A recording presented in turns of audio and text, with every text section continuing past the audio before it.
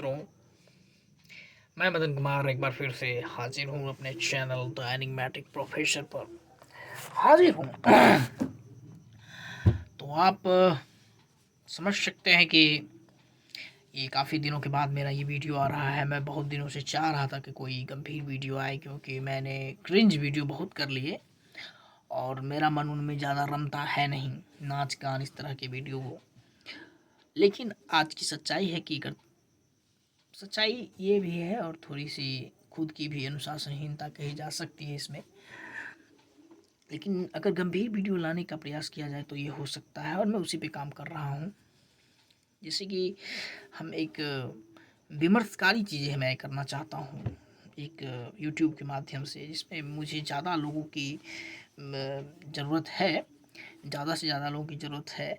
लेकिन वो मैं एक विमर्श का चीज़ होने वाला है, ऐसा मैं कोशिश करने की कोशिश करूँगा। तो ये बहुत गंभीर बातें हो गई है ना यार, बहुत अजीब बात है। क्या गंभीर विमर्श करेंगे आप? ये देखिए कॉन्ट्राडिक्शन यही तो होता है जब आप सोचते हैं। अभी मैं एक बिल्कुल गंभीर विमर्शकारी ये वो बता रहा था, अभी मुझे ये सब इरिलेवेंट लग रही है। क्यों विमर्शकारी आप बता रहे हैं? क्या विमर्श कीजिएगा? विमर्श करने से नथिंग टू वरी, कुछ नहीं होता विमर्श करने से। सच्चाई क्या होती है? सच्चाई विमर्श, आपके विमर्श से कुछ नहीं होने वाला है, मैं सीधा जानता हूँ। जो पदों पे बैठे लोग हैं, अगर आप पद पे बैठे लोग हैं तो आप विमर्श करें। पद पे बैठे लोग विमर्श कर नहीं रहे हैं। विमर्श कौन कर रहे हैं? बेरोजगार बैठे लोग, जिनको कोई काम नहीं है, जिनकी या जो चले हुए कारतूस हैं, वो विमर्श में भाग ले रहे हैं। लेकिन उसकी अपने एक क्लास है, उसका एक अपना एक ऑरा है, तो वो सब रहने दीजिए। हम लोग इस पर नॉर्मल, कभी कभी नॉर्मल बात करेंगे, कभी कभी ऊट पटांग बात भी करेंगे। और तो जैसा कि आज मैं चाह रहा हूँ आपको बताने के बारे में चाहूँगा आज जो ज्वलंत मुद्दे हैं आजकल के चुनाव। लीजिए अब ये चुनाव की बातें आ गई। अब लीजिए, तो चुनाव कैसे हो सकता है? हम कुछ नहीं मिला तो मैं चुनाव पे आता हूँ। क्यों चुनाव की बात करेंगे हम? सच्चाई यह है कि आज चर्चा का मुख्य विषय यह था, देखिए भटकते भटकते मिल गई मंजिल कि आज एक खबर पढ़ा कि भारत की जो वित्त मंत्री है निर्मला सीतारमन, बहुत सादगी पूर्ण मंत्री हैं वो। रिस्पेक्ट पूरी रिस्पेक्ट है, अगर फ्लो में कुछ निकल जाए, क्योंकि बहुत कैजुअली बात हो रही है। तो निर्मला सीतारमन जी जो हैं वो, उन्होंने घोषणा की कि मैं लोकसभा का चुनाव नहीं लड़ूंगी। मुझको बीजेपी ने ऑफर दिया था, लेकिन मैं नहीं लड़ूंगी, क्योंकि ये भैया जो है सो हमारे पास पैसे नहीं है। तो भैया न्यूज़ चैनल वालों की भी इस पर नज़र गई और उन्होंने इस खंगाला कि इनके पास संपत्ति कितनी है।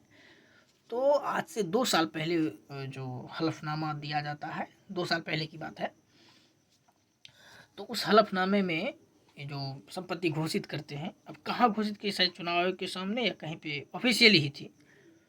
तो वो उन्होंने घोषणा करी कि उनके पास चल संपत्ति 63 लाख और अचल संपत्ति भी कुछ कर ऐसा 1 करोड़ 60 लाख करके है। एग्जैक्ट मेरे को फिर मालूम नहीं। वो 2 करोड़ 25 लाख के आसपास दोनों मिलके कंबाइंडली होते थे।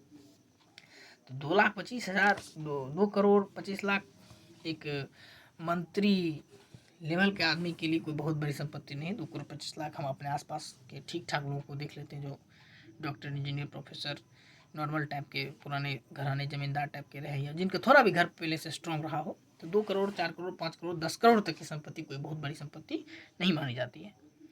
तो ठीक है, मंत्री का एक तमिलनाडु की उच्च वर्ग से आती हैं, तो जाहिर है कि वो खानदानी रूप से भी कुछ ना कुछ तो उनके पास होगा ही।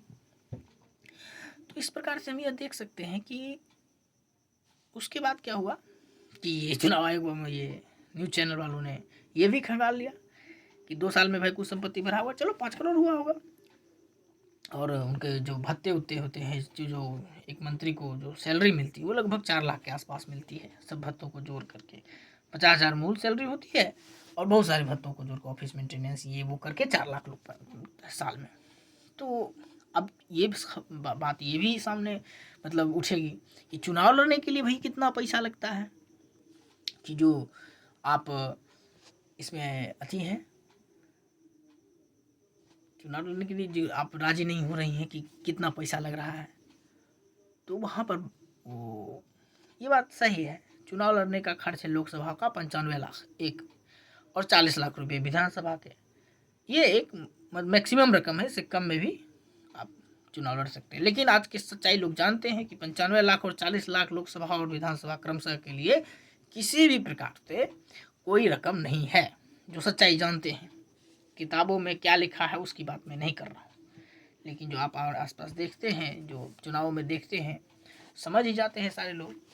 क्योंकि एक विजेता कैंडिडेट कितना खर्च करता है और एक सेकेंड नंबर पे या थर्ड नंबर पे आने वाला भी कितना कितना खर्च करता है। 95 लाख रुपये उसमें एक छोटा हिस्सा उसका होता है, खास करके लोकसभा चुनाव में। तो इक्के दुक्के उम्मीदवार ऐसे होते होंगे जो इतने रुपये नहीं खर्च करते होंगे, नहीं तो 80 से 70% उम्मीदवार बहुत सारे रुपये खर्च करते हैं। अब वो उम्मीदवार जिनको बना बनाया सब कुछ है, चुनाव में जरूर खर्च ना करें। तो निर्मला सीतारमन जी का ये बात चौंकाती है आज के समय परिप्रेक्ष्य में कि एक इस स्तर का नेता अगर ईमानदार है और उसको मतलब पैसा इतना नहीं आता है सिस्टम से, तो भैया वो ऐसा नहीं कि मतलब वो ऐठना चाहती हैं या नहीं ऐठ पाती हैं, ऐसी बात नहीं है। मतलब किसी भी कारण से अगर जो पद पे है वो उसकी अनुसार अगर उनकी गरिमा हो जाती है तो वो आगे बढ़ ही नहीं सकती। अभी निर्मला सीतारमन जैसे मंत्रियों को आप तलाशते हैं, जो बड़े स्तर के मंत्री हैं, अपने काम से मतलब रखें, किसी भी तरह के विवादों में कभी ना पड़े हों, कभी पावर पॉलिटिक्स ना किया हो, साफ सुथरी छवि हो और नॉर्मल काम करे, अपने आप अपना 100% दें। जैसा कि हम देखते हैं निर्मला सीतारमन जी देती है। वित्त मंत्री का दायित्व एक महिला के लिए इसने कभी ये एक आसान जॉब नहीं हो। जिस तरह से उनको कभी भी हमने नहीं देखा है कि पॉलिटिकली वो इतनी बयान दे रही हैं या पॉलिटिकली पार्टी का बचाव कर रही हैं, कभी कुछ ऐसा नहीं।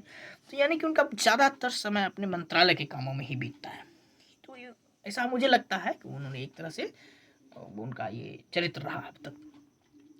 तो इस तरह से आज ये सिस्टम, एक ईमानदार आदमी, सो कॉल्ड ईमानदार मेरे हिसाब से, या एक नियमनिष्ठ आदमी या एक सामान्य आदमी अगर सिस्टम में पहुंच भी जाए तो वो ज़्यादा आगे नहीं बढ़ सकता। ये हमारे आज के सिस्टम की सच्चाई हो चुकी है। पावर पॉलिटिक्स इतनी बढ़ चुकी है, पैसा और पावर ये दोनों राजनीति में इतने ज़्यादा हैं और हम इसे कॉमन मान बैठे हैं, कॉमन मानते हैं। क्योंकि अगर आपके इलाके में कोई बाहुबली सदा से है तो आप भी चाहेंगे कि एमएलए वही बन जाए। ये काम करता है, जवान है, दौड़ता है, काम आता है। लेकिन अगर कोई पढ़ा लिखा आदमी मीडियोकर टाइप का, दब्बू टाइप का, हालांकि नेता जो बनेगा उसको दब्बू होना भी नहीं चाहिए, लेकिन अगर ये मैं गलत बातें बोल गया, लेकिन अगर कोई मतलब सामान्य व्यक्ति जैसा कि आप देखते हैं कभी आदर्श रूप में, इन्हें पर यहाँ तक कि अब तो फिल्मों में भी उन नायकों को दर्शाया जाता है, उन्हें नायक दर्शाया जाता है जो पावर से लेस हो। तो ये एक अलग दौर है।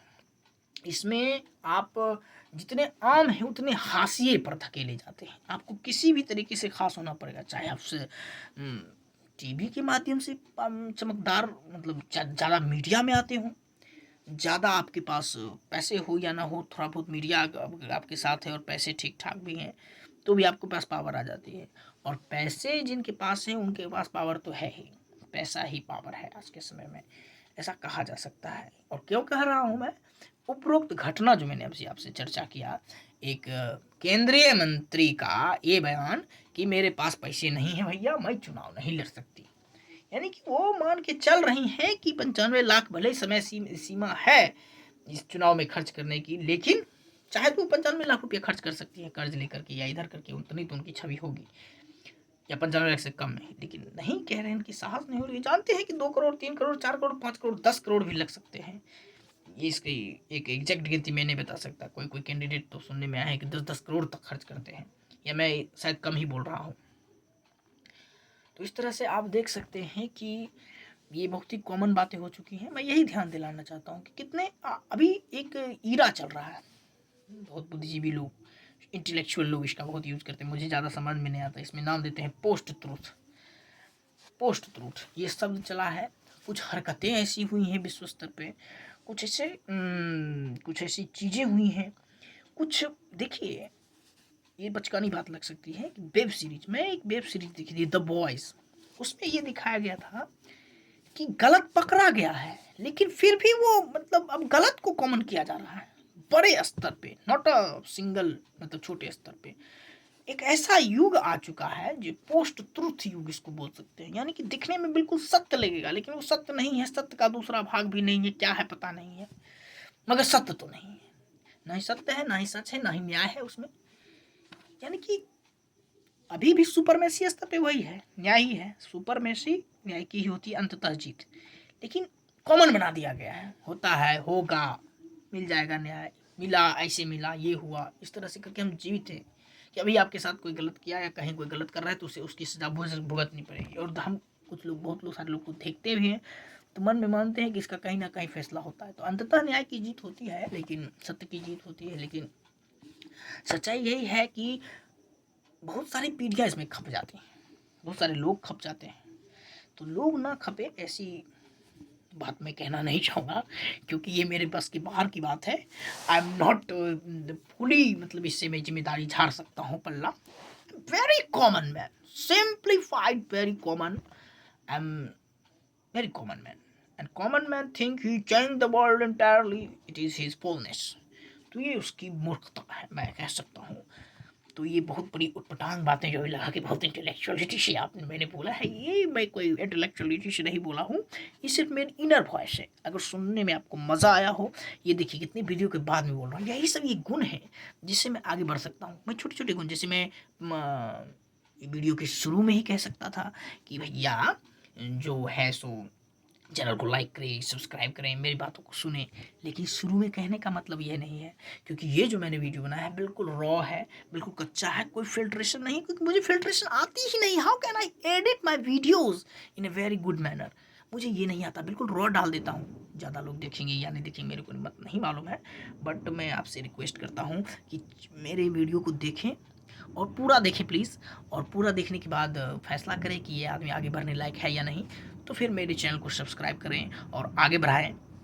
थैंक यू, नमस्कार जो भी है, और आगे के लिए मैं गुड बाय।